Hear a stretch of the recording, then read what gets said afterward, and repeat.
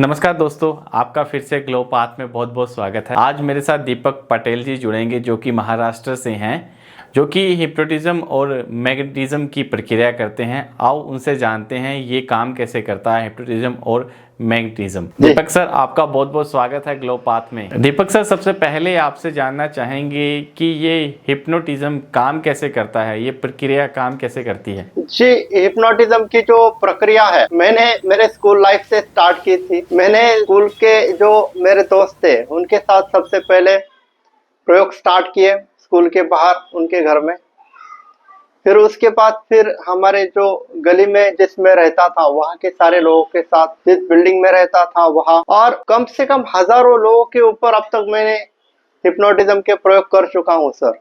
और इसमें जो है सम्मोहन की प्रक्रिया में उन्हें डीप ट्रांस में लेके जाके डांस करवाना, उनके पूरे बॉडी को फ्लैट करना, लकड़े जैसा कड़क बनाना, 2 चेयर लेके उसके ऊपर उसको रखना, इस तरह के डेमो मैंने दिखाए हैं कॉलेजेस में जाके, स्कूल्स में जाके, क्लासेस में जाके, और स्टेज शो जैसे भी कुछ प्रोग्राम मैंने किए हैं जिसमें हम पंच ज्ञानेंद्रियों को फ्रीज करने का जो पूरा डेमो है वो पूरा लोगों के सामने साइंटिफिकली दिखाते हैं, जिसमें उसको कुछ भी याद नहीं रहता हिप्नोटाइज होने के बाद कि उसने डांस किया है या उसका बॉडी फ्लैट हो गया है। इस तरह के बहुत सारे प्रयोग। और जिन लोगों की मानसिक अलग अलग समस्याएं हैं, जैसे किसी को नींद की समस्या है, कोई डिप्रेशन में है, कोई बहुत ज्यादा टेंशन में है, किसी के वो साथ बहुत ज्यादा आत्महत्या के जिसमें विचार आ रहे हैं, निगेटिव बहुत सारे विचार आ रहे हैं, उन लोगों को उससे परावृत्त करना उन विचारों से, और उनमें पॉजिटिव अफर्मेशंस देके जीवन के प्रति उन्हें सकारात्मक बनाना। इस तरह से बहुत सारे प्रयोग किए हैं सर। जी, सबसे पहले ये चुनौती होती है कि सामने वाले लोगों को कॉन्शियस माइंड को कन्विंस करना। अगर आपका कॉन्शियस माइंड जो जागरूक मन है वो कन्विंस हो गया तो ऑटोमेटिकली सजेशंस जो है हम सामने वाले के सबकॉन्शियस माइंड में लेके जा सकते हैं।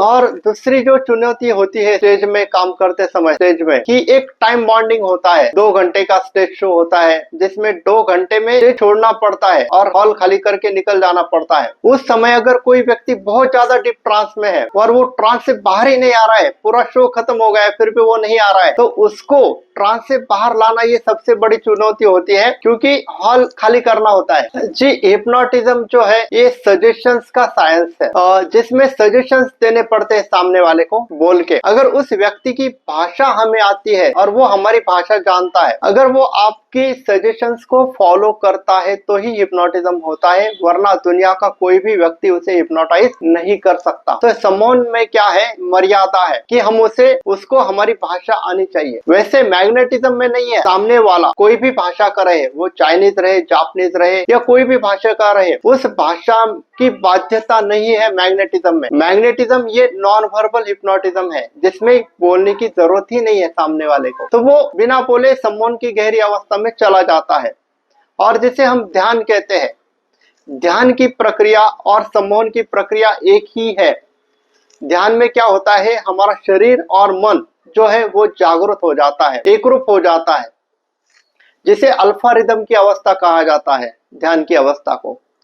और सम्मोहन ने क्या किया है या मैग्नेटिज्म ने क्या किया है कि इस प्रक्रिया को, ध्यान में जाने की प्रक्रिया को शॉर्टेस्ट किया है। और हम अभी जब जागृत अवस्था में है तो हमें बीटा जो रिदम है माइंड में, जो ब्रेन में जो वेव्स चलते हैं, अल्फा, बीटा और थीटा, तो इसमें से जो ब्रेन के साइकिल्स निकलते हैं, जब हम मेडिटेशन में होते हैं तो अल्फा रिदम की अवस्था में होते हैं।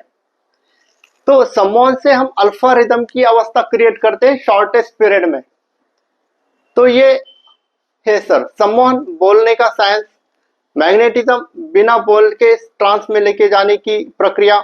और मेडिटेशन जो है वो अल्फा रिदम की अवस्था। तो सम्मोहन से, मैग्नेटिज्म से ध्यान की ही अवस्था सामने वाले को प्राप्त होती है, जिसे अल्फा रिदम की अवस्था कहा जाता है। जी, मैग्नेटिज्म में कुछ हीलिंग की एनर्जीज है जिसका मैं चांटिंग करता हूँ। मानो मुझे रात को नींद नहीं आ रही है तो नींद की आने के लिए एक एनर्जी है जिसका मैं चांटिंग करता हूँ, चांटिंग करते करते वो मैं सो जाता हूँ। दूसरा ये है कि मैंने सेल्फ हिप्नोटिज्म के जो सजेशंस है उसको रिकॉर्ड करके, और जो पॉजिटिव अफर्मेशंस मुझे सबकॉन्शियस माइंड को मुझे देने हैं, मुझे व्यक्तिमत्व डेवलप करने के लिए मेरे, तो वो मैंने रिकॉर्ड करके रखे हैं। जब भी मैं सोता हूँ तब मैं वो ऑडियो लगा देता हूँ और वो सजेशंस सुनते सुनते कब सो जाता हूँ और वो अफर्मेशन मेरे अंदर प्रोग्राम हो जाते हैं। तो इस तरह से मैं खुद को ठीक करने के लिए या खुद को डेवलप करने के लिए इन मैग्नेटिज्म की हीलिंग की एनर्जी का और हिप्नोटिज्म की सजेशंस का इस्तेमाल करता हूँ सर।